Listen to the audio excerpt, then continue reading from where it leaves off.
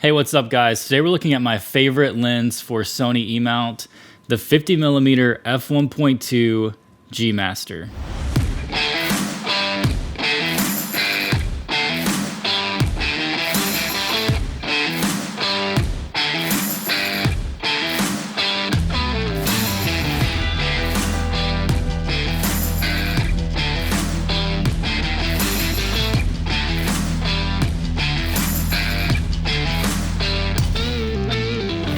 So on this channel, I really want to try to cover everything from the budget end and show what's possible with that equipment to the professional side as well. And while doing that, I would much rather go out and shoot and show samples rather than just sit here and do lab tests. The reason being, there are a lot of characteristics to a lens, especially vignetting, distortion, lens flare, that I think can be quite desirable and maybe seen as a negative when just shooting charts. And in the age of modern photography, where it seems like every lens is sharp corner to corner and void of any character, I think this lens stands out. Yes, it is a modern lens, and yes, it is one of the best performing across the board, but it also maintains a look that I find quite pleasing.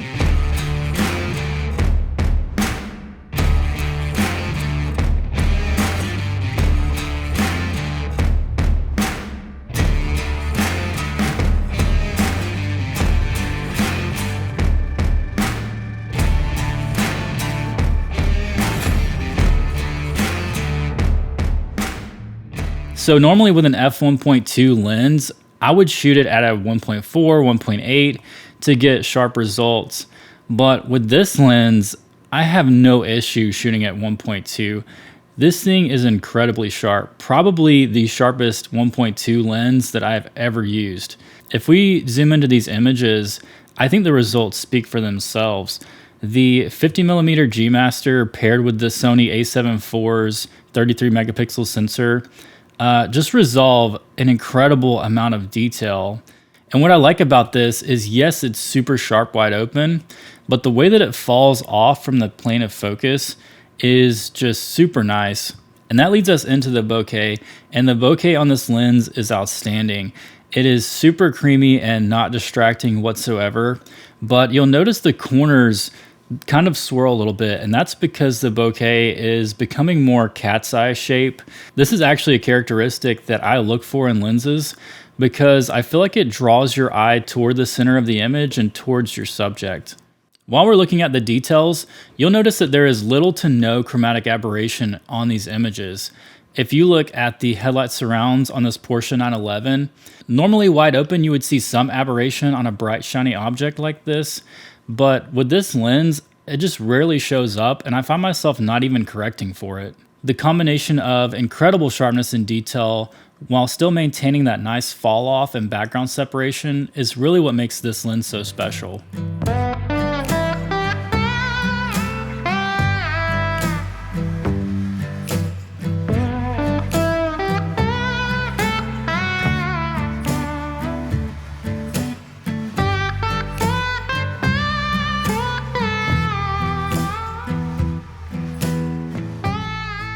I can't review this lens without talking about autofocus, and the AF performance of this lens is truly remarkable.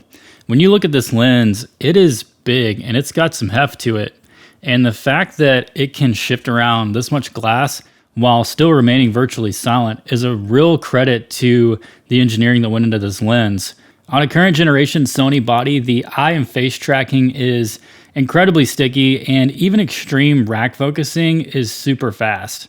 So why would you choose the 50mm G Master over the 35 or 85?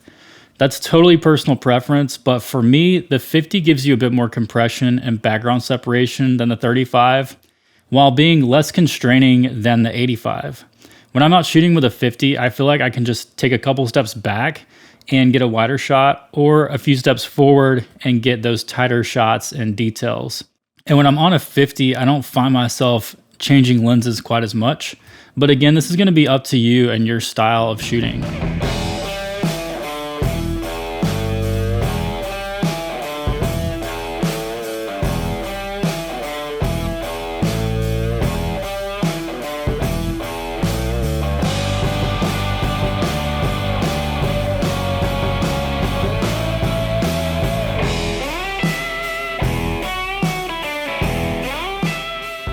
So what are some of the drawbacks to this lens?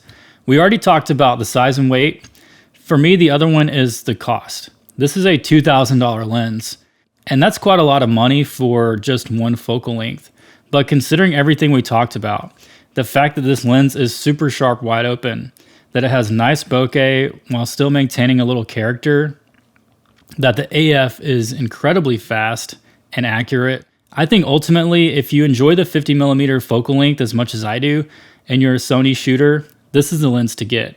If you like the images in this video and would like to support the development of this channel, you can grab some high quality affordable prints at the link in the description. I also want to know what you guys want to see from the channel.